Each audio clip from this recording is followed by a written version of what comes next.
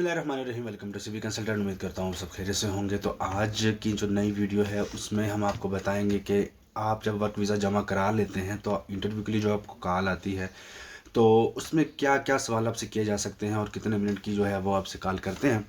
तो उस टाइम आपने जहाँ भी होते हैं तो अपने पेपर जो हैं या जो भी आपके उनके क्वेश्चन हैं उनको प्रिपेयर करना होता है। ठीक है, मोस्टली 50-50 है, क्योंकि किसी में बहुत ज़्यादा इंक्वायरी कर रहे होते हैं और किसी में वो सरसरी से सवालात करके तो उनको आगे वीज़ा ग्रांट कर देते हैं।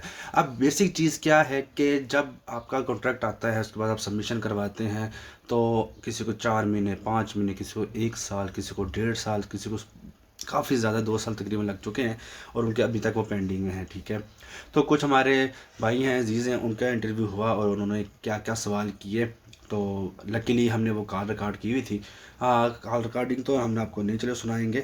हम आपको बेसिकली जो जो उनके क्वेश्चंस हैं वो थोड़ा तरीके वो बताएंगे भी और आपको इंशाल्लाह स्क्रीन पे आपको शो भी होगा। ठीक है, तो जैसे ही उनको कॉल आई है तो बेसिक चीज़ उन्होंने पूछा कि भाईजान आपका नाम क्या है, आईडी कार्ड नंबर क्या है। उसके बाद उन्होंने सीधा सवाल किया कि आप स्पेन क्यों जाना चाह रहे हैं। ठीक है, आप स्पेन क्यों जाना चाहते हैं, स्पेन ही क्यों जाना चाहते हैं। ये दो डिफरेंट सवाल हैं। ठीक है, और इसका वर्क वीज़ा आया होता है, आप कहेंगे काम के लिए जा रहे हैं, वर्क स्पेन ही क्यों जाना चाह रहे हैं। तो अगर आपके कोई पेरेंट्स हैं वहाँ, कोई फैमिली रिलेटिव है तो फिर आप वहाँ इजीली उसका आंसर कर सकते हैं। उसके बाद आप पूछेंगे कि आपके फादर को वहाँ कितना टाइम हो गया, अगर आप फादर ने अगर आपका कॉन्ट्रैक्ट इशू करवाया हुआ है तो, और अगर आपके भाई ने कराया है तो डेफिनेटली वो भाई का पूछेंगे।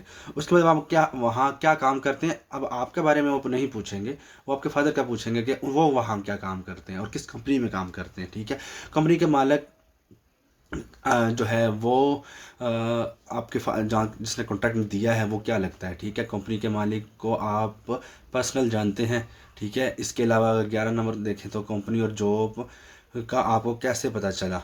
ठीक है, उसके बाद उन्होंने पूछा कि क्या कोई पैसे दिए हैं आपको जहाँ आपने जो कॉन्ट्रैक्ट लिया है उसके लिए आपने किस तरह कॉन्ट्रैक्ट लिया, मकसद ये पूछने का ये था। ठीक है, उसके बाद उन्होंने पूछा जी आपके फादर में जो है को जो कॉन्ट्रैक्ट है वो आपके बिहार पर आपके फादर ने साइन करके आपको भेजा या आपके भाई ने।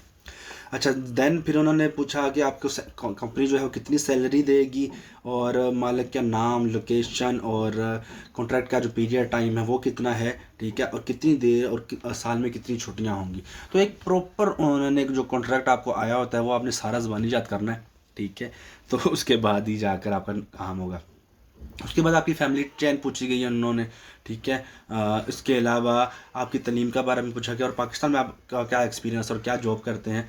इसके और जो 17 नंबर था इनका, स्पेन जाकर रहोगे कहाँ, फादर के पास रहोगे जहाँ कंपनी ने कोई आपको अकोमोडेशन दी है। और then birth date of birth पूछेंगे आपसे, कंपनी के ओनर नेम, स्पेन में कोई रिलेटिव है, जॉब एक्सपीरियंस, क्या करते हो सिटी और किस सिटी में जाना है।